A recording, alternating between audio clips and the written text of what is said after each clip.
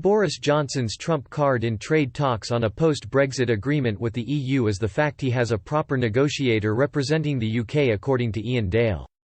Mr Dale told Express David Frost is a very different kettle of fish to Ollie Robbins, who represented the UK during Theresa May's tenure as Prime Minister.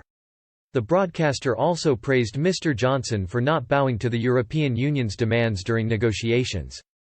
Mr Dale said, "I do think that he has displayed a very different negotiating stance to that of the Theresa May government.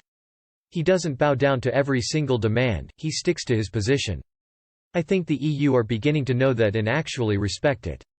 We have got a proper negotiator, that is maybe Boris' trump card in David Frost. He is a very different kettle of fish than Ollie Robbins was, it has to be said, if we all remember who Ollie Robbins was." During the same interview, Ian Dale highlighted the coronavirus pandemic as a potential key factor in Britain and the European Union agreeing on post-Brexit trade terms.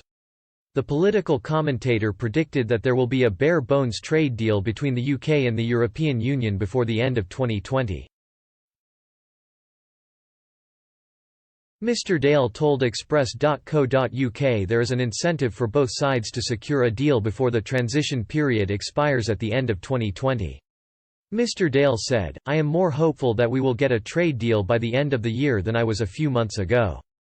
I think coronavirus has helped in a bizarre sort of way because every economy in Europe is going to be hit by coronavirus, particularly those in Northern Europe and of course our own. So the last thing I think anybody wants is a deal not to be done. There is an incentive on both sides to come to a deal. Yes, we have had all the bluster from the EU side. Michel Barnier seems to be playing the same record he did drawing the withdrawal agreement talks, but in the end I think there will be some sort of deal. Whether it is a full trade deal I am not so sure. I think it may be a sort of bare-bones skeleton deal because there isn't a lot of time left to come to an agreement." He added, "If it comes to the point where there isn't a deal, it is not going to be the biggest disaster in the world, but I don't think it will come to that.